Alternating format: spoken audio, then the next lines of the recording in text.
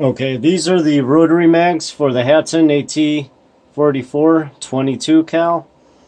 177, 25, just different sizes, and only 10, was it 10 shot for the 25s? But what I'm doing is just prepping these out and make sure they are leaving without damaging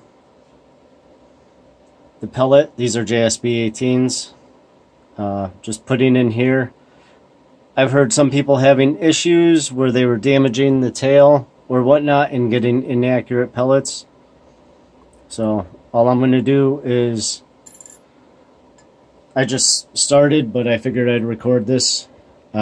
Just surfacing the face. I have 1500 paper here. You want something flat. Polished piece of marble, which I have. Works good. I'm just going to clean this up on the face. Any casting, anything like that. So I just want to make sure these pellets are leaving absolutely perfectly. What I did before I started this, as you can see, there's a black O-ring on here, and that holds the pellet inside, obviously, the magazine, as they call it. But I took that off so I wouldn't damage it. I'm just going to go through this fast, not too fast, but going through it. Just something I'm going to do just to make sure, absolutely sure, every shot is good. I'm going to, well actually I wanted to use 1000 grit, but just a demonstration. Because I want to make sure the casting off 15 will plug up too fast with aluminum. But I'm just going to go like that. Just clean it out, make sure there's no burrs. Make sure every pellet leaves here without being deformed so I get the most accurate shot I can. I don't, as much as power is important, you want to make sure you're hitting what you're aiming for. So I'm just going to go through this with all of these. I've used every single one of these, and they all rotate properly, no jamming, no nothing. So I'm not going to worry too much about cleaning up any of this. I'm not going to worry too much about cleaning up any of that, but I'm just going to clean out every one, make sure there's no casting burrs.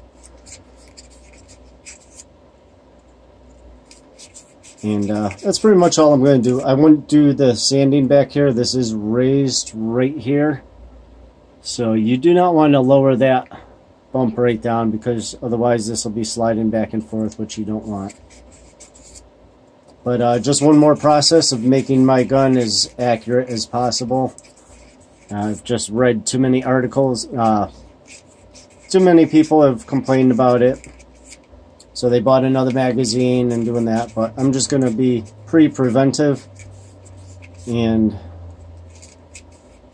make sure I can avoid it before it happens. And not think it's the gun when actually it's just distorting a pellet through the magazine. And then I'm chasing problems with the gun that don't exist. You're just wasting your time. So just going to make sure all these are good, nice and clean. I'm pretty thorough with my guns. So this is my first PCP, but I did my research. And that's pretty much what you have to. Find out what everybody else's problems were, and find out what the cure was, and just preventive maintenance, really. I mean, if someone else has made a mistake, you might as well learn from their mistake and not your own. Just my way of thinking, but yeah, you can see it's the aluminum's getting plugged right in there. So, but yeah, I'll just hit this a little lightly again. Nothing fancy. I'm not trying to polish this darn thing up. I just wanted to break the edges, make sure it was good. All these look pretty good. They're pretty symmetrical. This one actually looks a little, I don't want to say deformed, but maybe not perfectly round. But that's what the testing is going to be. I will go through all of these if I have an issue with one magazine that at a certain PSI or bar, I should say, then I will try a different magazine. And if that one magazine performs better or worse than the others, then I know I may have an issue with a magazine. But just something I'm doing. I read all about it, so preventive maintenance, and maybe this will help someone out if they notice they have issue. But yeah, there's nothing wrong with having 4 magazines. Trust me, I can go through these pretty darn fast. So one magazine for me, stopping and reloading, that's just not my thing. So I'm just going to clean all these up, make sure they're good.